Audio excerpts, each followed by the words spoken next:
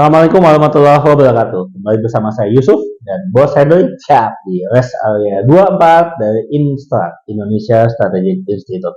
Bos Henry, Ya, siap. di episode lalu kita sudah membahas tentang 3 pasangan calon yang ada. Amin, Mahfud, GoFood.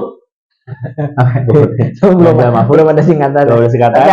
Tapi gue lihat ya rame, bagus juga di TikTok tuh ada yang Ada Gama, ada GoFood. ya, singkatan untuk semua pasangan.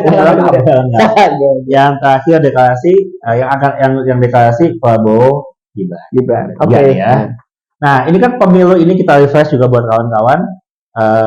Pendaftaran selesai tanggal 25 di sekitar bulan November akan mulai kampanye. Ya. Sampai pencoblosan tanggal 14 Februari 2024 hari Valentine. Yes. Jangan pada lupa. Hari kasih sayang. Hari kasih sayang. Jadi kita mau sayang ke siapa, kita tunjukkan nyoblos ke siapa. Kalau kita sayang sama diri sendiri, ya jangan nyoblos. Saya jangan ngajak golput kena denda. Kita mesti mungkin nggak golput kalau sayang tiga-tiganya. Kita kayak Pak Jokowi kan.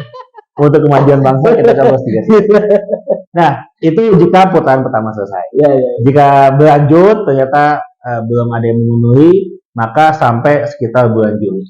Oke. Nah, ini kan waktu yang cukup panjang. Ya, betul. Nah, topik kita hari ini adalah bagaimana roda pemerintahan Republik Indonesia selama setahun ke depan. Dengan menimbang ada Pilpres, Jokowi, PDIP agak hangat dan sebagainya, atau mungkin nanti jika Adis menang, nanti bagaimana? Kok Prabowo menang, masih lanjut, Ganjar menang, mungkin lanjut, mungkin enggak. Gimana Bang? Ya sebenarnya kalau ngelihat sisa waktu masa pemerintahan ya, setelah pencoblosan ini jadi menarik. Karena kalau memang kita lihat kecenderungannya Jokowi itu ke anaknya, ya berarti kalau Prabowo ya Gibran yang menang, ya oke lah, berlanjut. Pemerintahan lanjut. Berlanjut. IKN lanjut. Ya, dan seterusnya. Walaupun Pak Ganjar juga kan pengen lanjut juga. Sama lah. Mayoritas sama lah. Ini dua pasangan ini sama. Hanya yang tinggal yang agak beda dikit itu kan perubahan. Apa yang mau dirubah? Kita juga nggak tahu kan. Mau dirubah judulnya doang, kan isinya sama kan sama aja. Jadi gini, kalau saya ngeliat ya, harusnya setahun ke depan sisa waktu masa Pak Jokowi ini yang perlu disoroti adalah kinerja kabinet ya. Karena kabinetnya ini kan terpecah sekarang. Nggak dalam satu koalisi. Karena ada Nasdem Nasdem PKB di perubahan pasangan, terus ada Gerindra Golkar PAN dan yang rame-rame di tengah-tengah tim. Kemudian ada PDIP sendiri. PDIP 3 Perindo di Wamen. Terus kemarin ada Benny Ramdhani dan Hanura di berarti semua pasangan ini ada bagian kabinetnya. Yes. Nah ini kan pasti akan sedikit bergoyang lah ya. Nah, mudah-mudahan sih, gue sih ngelihatnya jangan sampai ada perpecahan. Nah, rakyat masih bisa beresin sampai ini sesuai komitmennya Pak Surya Paloh. Pak Surya Paloh kita tetap dukung Jokowi sampai akhir masa jabatan. Di periode ini. Ya. Setelah itu dia nggak tahu kan? Ya dia nggak dukung. Gitu. Ya ini. Ya kan. Nah jadi menurut gue harusnya sih nggak ada apa-apa ya. Harusnya nggak ada apa-apa. Tapi akan jadi apa-apa jika ada gonjang-ganjing politik. Seperti misalnya lepas dari siapa yang menang ya. Misalnya kabinet PDI, unsur PDIP resign atas perintah pimpinan partai. Nah, udah mundur aja kalian. Banyak itu. Nah, dan kok rame kan dibicarain. Masih tidak percaya. Gimana caranya? Gimana imbas? Oh itu pasti chaos secara politik. Apalagi nanti berarti kan di DPR otomatis PDI jadi keputusan. Padahal masih dalam rentang APBN udah diketok ya. Pintar Pak Jokowi. Karena semua lagi butuh ongkos politik. Biasanya kalau ada ongkos politik kerjasamanya cepat dulu udah selesai kan. Jadi kira-kira begitu. Jadi maksud gua itu akan geger kalau ada yang resign. Walaupun gue melihat Bu Megawati ini negarawan ya, kayaknya sih nggak mungkin. Nggak sih, ingat karakternya juga melihat Pak Jokowi dibiarkan menari dan sebagainya, negarawan. Itu kalau dari sisi PDIP. Nah kalau sekarang dari sisi Jokowi, dia tahu kan? Sama Jokowi diganti semua, dari siapa semua? Mungkin, masih mungkin. Ada yang panas sih. Nah kalau kayak gitu mungkin, dan itu kelihatan emosi. Kenapa? Karena waktunya dia masih mengerjakan sesuatu dengan efektif kan? Iya betul. Jadi menurut gua harusnya sih semua pihak, para pihak yang kan semuanya ada di kabinet ya. Yang kalau gue lihat ya, yang nggak ada di kabinet itu kan cuma PKS, yang yang parlemen kan cuma PKS sama Demokrat. Tapi Demokrat, in case dia udah di apa namanya di koalisi pemerintahan, ya kan? Jadi menurut gue sih aman-aman aja. Atau jangan-jangan, Demokrat masuk kabinet. Mungkin nggak? Kan ada yang kosong menteri. Mentan kosong. Iya, Mentan kosong. Kalau AHY jadi mentan cocok. Lucu aja. Iya. Lumayan pasukan ya kan, banyak penyuluh pertanian kan ya. Iya. Tapi kita melihat ada sentimen ya. Tadi pagi lihat di berita USD menguat. Iya betul. Rupiah rupiah melemah terhadap USD.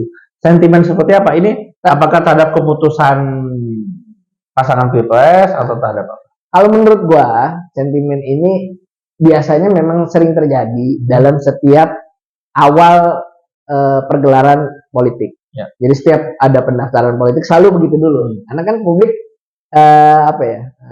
melihat dulu kan, ini kira-kira akan kemana, akan gimana dan sebagainya. Tapi nanti itu akan berujung normal biasanya kalau lagi udah mulai campaign, udah mulai campaign, artinya gini. Ini yang dikhawatirkan publik dan investor kan satu hal aja, instabilitas. Kalau ternyata beda pendapat, beda pasangan, beda pilihan dan sebagainya, tapi tetap stabil, nggak ada masalah. Tapi di antara tiga pasangan kandidat ini, mana yang menawarkan stabilitas? Menurut gue sih, ya gue ngikut Pak Jokowi. Kalau kata Pak Jokowi, saya dukung semuanya lah. Tiga-tiganya ini memberikan stabilitas. Jadi aman. Jadi bukan amin.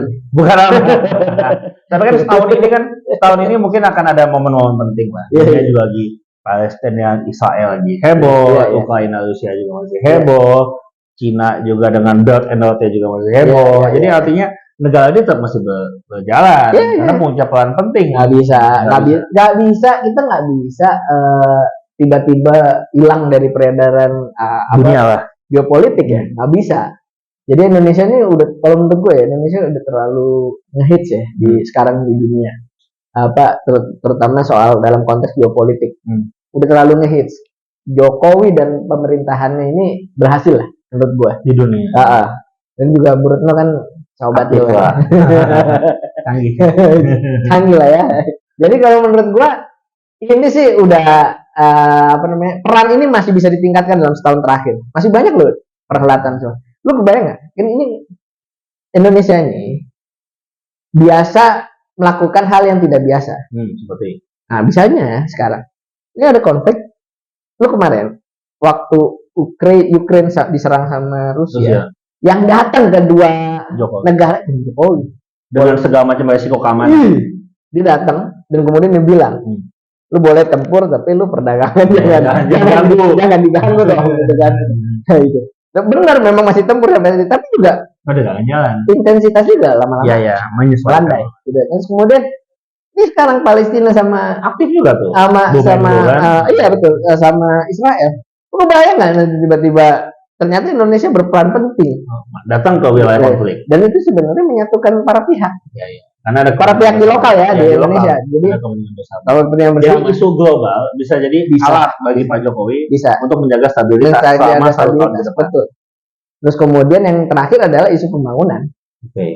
Ini kan Indonesia lagi ada pembangunan IKN ya. Ini sebenarnya hajatan bersama nih. IKN jadi para pihak senang lah, kira-kira begitu. Gue nggak tahu ya, ada pihak yang nggak senang apa enggak. Kita masuk. Iya. Syukur aja Jakarta nggak macet. Gua aja semua ke studio kita online. Kira-kira begitu. Jadi menurut gua program-program IKN, terus kemudian kereta cepat yang katanya sampai Surabaya, terus kemudian jalan tol yang masih banyak harus terhubung lagi, port terus kemudian apa ya, namanya, infrastruktur lah, bendungan, bendungan. bendungan Nah, banyak menurut gua yang begini-begini nih masa dihambat gitu. karena politik. Apalagi kemarin waktu Belt and Road Summit. Road Summit di waktu Tiongkok. di Tiongkok itu kan bicara soal Indonesia bicara soal investasi lagi kan. Konektivitas semuanya. Nah, bicara soal investasi dari China dan negara-negara yang lain ya peserta conference. Jadi menurut gua ini bisa jadi pemersatu lagi untuk politik dan pilpres tidak dan mengganggu. seperti biasa lah ya, yang bisa mempersatukan politik itu dua.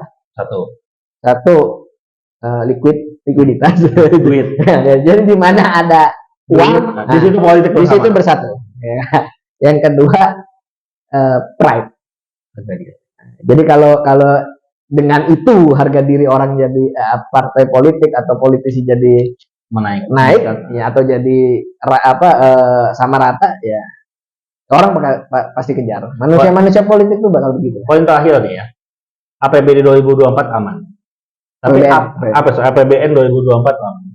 Tapi APBN 2025 ini bisa jadi isu. Bisa jadi isu. Karena kan keputusan bisa Agustus September kan. Yes. Di bulan Juli maksimal putaran kedua sudah ada presiden terpilih. Jika ternyata presiden terpilih adalah yang didukung Pak Jokowi, atau yang bukan didukung Pak Jokowi, kan pasti parlemen bergejolak kan? Belum ya, karena komposisi juga sudah berubah. Hasil pileg kan hari Februari udah itu gimana? Kira-kira menyengat. Jangan sampai kita gagal kayak di Amerika kan, tidak sepakat itu. Iya, betul. Nah kalau menurut gue sih, kalau dilihat dari petanya sih ya,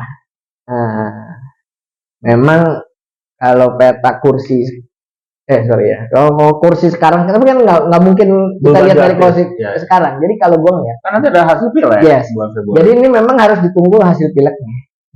Hasil pilegnya itu nanti kayak gimana? Bisa kita bahas. Mana nomor 1, 2, 3, 5 besar atau 6 besar? Biasanya 5 atau 6 besar itu yang jadi pimpinan DPR di Senayan. Nah 5 atau 6 besar ini yang terpilih ini nanti didominasi sama koalisi yang mana? Yang mana? Itu akan menentukan. Jadi pasti APBN 2025 ditentukan oleh pileg formatnya. Format hasil pemilu pileg 2024. Demikian kawan-kawan semua, tentu kita berharap tahun ke depan Indonesia tetap aman lah. Tentu kita harap politik dan pilpres tidak mengganggu pembangunan karena masih banyak rakyat yang membutuhkan pembangunan. Betul. Dan bukan hanya itu. Setelah itu kan kita dilanjutin sama pilkada. Oh iya, masih hangat lagi. Iya. Bulan September, Oktober. Tapi kan daftar udah dari setelah hasil pileg kelihatan Juli selesai udah kelihatan. Jadi maksud gua pembangunan emang harus tetap jalan. Jangan sampai terganggu dengan agenda politik 5 tahun ini. Dan politikal di daerah itu harus benar-benar dinamis, nggak rusuh. Terus kemudian ya dinamis itu dalam artian demokrasinya berjalan baik. Kenapa? Karena sebenarnya nyawanya politik nasional ya di political lokal itu. Oke, kawan-kawan semua, demikian episode kita untuk hari ini membahas tentang bagaimana kemungkinan pembangunan Indonesia di masa pemilihan Pilpres dan Pileg di 2024. Bersama saya Yusuf dan Bos Henry, kami pamit. Salam.